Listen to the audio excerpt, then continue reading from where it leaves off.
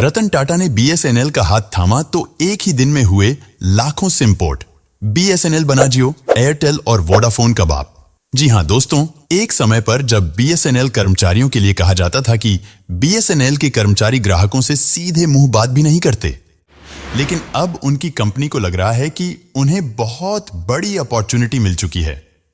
रतन टाटा के बीएसएनएल में आते ही बीएसएनएल पॉपुलर हो चुका है।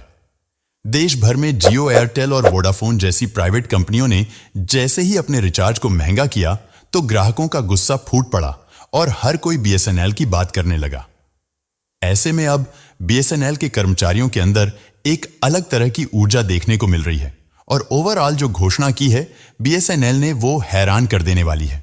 दोस्तों, हम वीडियो में आगे बढ़े उससे पहले आपसे रिक्वेस्ट है कि आप हमारे चैनल को सब्सक्राइब करके हमारा हौसला जरूर बढ़ाएं।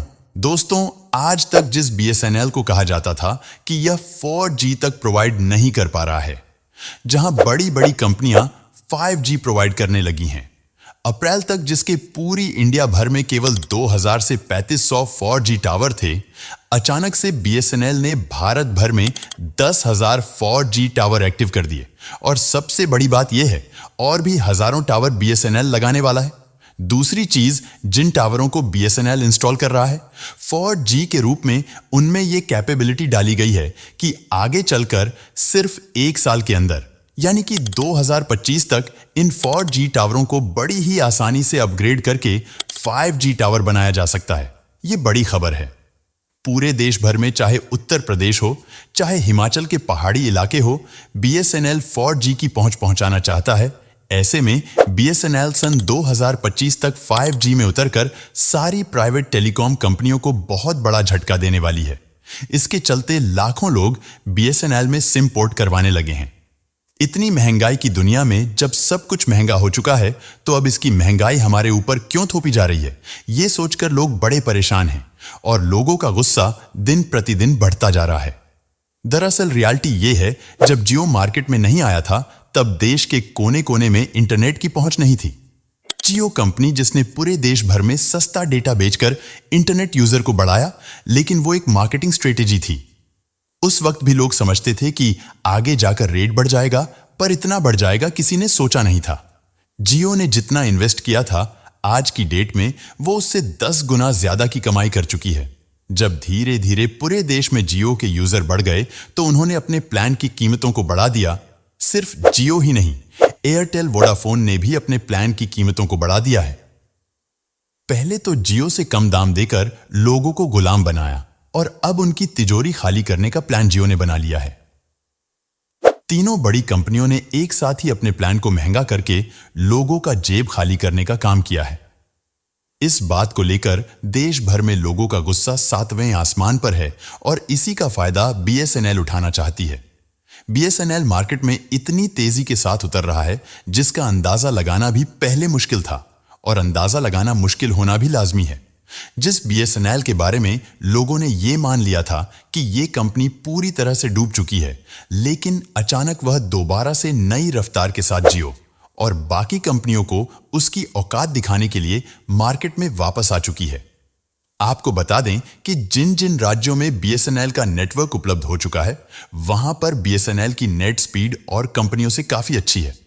यहां तक कि बीएसएनएल भी इसका दावा करता है। वैसे तो बीएसएनएल सरकारी टेलीकम्युनिकेशन कंपनी होने के नाते इस पर विश्वास कर पाना बहुत ही मुश्किल था, लेकिन जब इसकी कमान रतन टाटा के हाथों में आई तो पूरी तरीके से यकीन हो चुका है कि कुछ महीनों में पूरे भारत भर में बीएसएनएल के 4G नेटवर्क सेटअप कर दिए जाएंगे।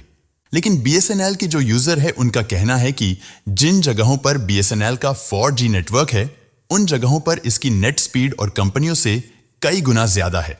इस पर्टिकुलर अपॉर्चुनिटी के इस अवसर को बीएसएनएल भुनाने से चूक नहीं रहा है। लगातार अपने सोशल मीडिया अकाउंट में बीएसएनएल की तरफ से नए नए प्लान जारी किए जा रहे हैं और सबसे बड़ा सस्ता प्लान जो निकलकर अभी सामने आया है, वो है 1515 रुपए का ईयरली यानी कि साल भर का प्लान। बीएसएनएल 115 रुपए में साल भर का प्लान दे रहा है। इतना सस्ता प्लान कोई भी कंपनी आज की तारीख में भारतवर्ष में नहीं दे रही है। इससे बड़ा ऑफर ग्राहकों के लिए क्या होगा? दोस्तों, आने वाले वक्त में आप देखेंगे बड़े पैमाने पर यूजर्स और कंपनियों को छोड़कर बीएसएनएल में आएंगे। क्योंकि पहली बात तो यह है कि बीएसएनएल एक तो सस्ता प्लान दे रहा है और दूसरी बात बीएसएनएल की नेट स्पीड काफी अच्छी है। आपको बता दे कि सबसे पहले बीएसएनएल ने ही शुरुआत की भारत के अंदर इंटरनेट की और वो किंग था।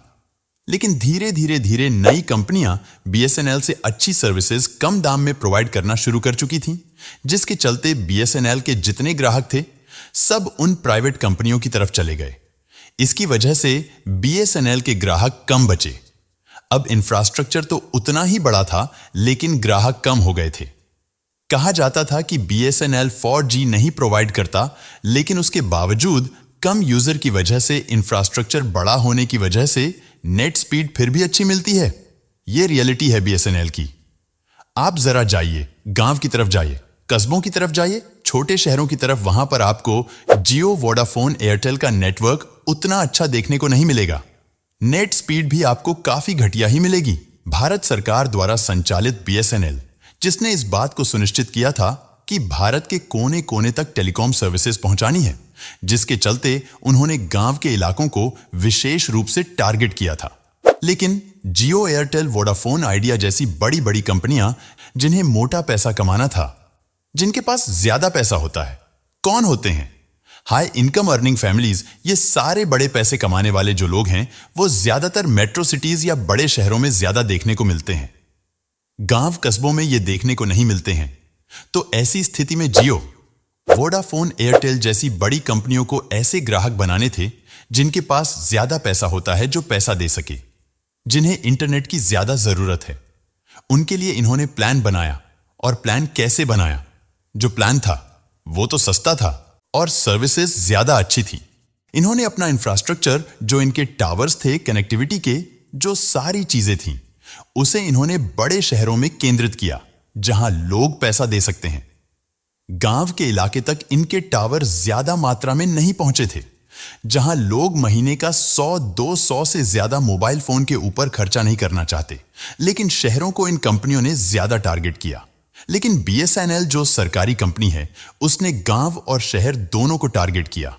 हालांकि कुछ ऐसे भी इलाके थे जहां बीएसएनएल का नेटवर्क तो था, लेकिन नेटवर्क वीक होने के कारण लोगों ने बीएसएनएल का साथ छोड़ दिया और उसी का फायदा आज जियो, एयरटेल, वोडाफोन उठा रही हैं। आज ये कंपनियां अपने रिचार्ज को इस कदर महंगा कर रही हैं कि लोगों की फिर से बीएसएनएल में जाना मजबूरी बन गई है। बीएसएनएल, जिसने सबसे पहले ही भारत के कोने कोने, गांव कस्बों तक भी टेलीकॉम सर्विसेज पहुंचाई थी, वही आज उसके लिए जबरदस्त फायदा पहुंचाने वाला है। बीएसएनएल का रिचार्ज सस्ता होने के कारण लोग तेजी से अपने सिम को पोर्ट करा रहे हैं। बीएसएनएल तो फ्री सिम भी बांट रहा है। बीएसएनएल में यह भी बताया जा रहा है कि फ्री सिम के साथ पहले 1 ईयर का डाटा सर्विस पूरी तरीके से फ्री मिल सकता है। पूरे भारतवर्ष में यह सर्विस जल्दी रोल आउट हो सकती है। उससे बड़ी बात यह सामने आ रही है कि अगस्त के महीने में टाटा ग्रुप की मदद से बीएसएनएल लाने वाला है पूरे भारतवर्ष में डाटा की सुनामी, वो भी बेहद कम कीमतों में 4G हाई स्पीड। ऐसी स्थिति में देखा जाए तो इस वक्त बीएसएनएल में पोर्ट करवाना बहुत ही अहम सिचुएशन लग रहा है। वैसे क्या आपने अपना सिम पोर्ट कराया या नहीं? नीचे कमेंट सेक्शन में लिखकर जरूर बताएं और चैनल को सब्सक्राइब करना ना भूलें।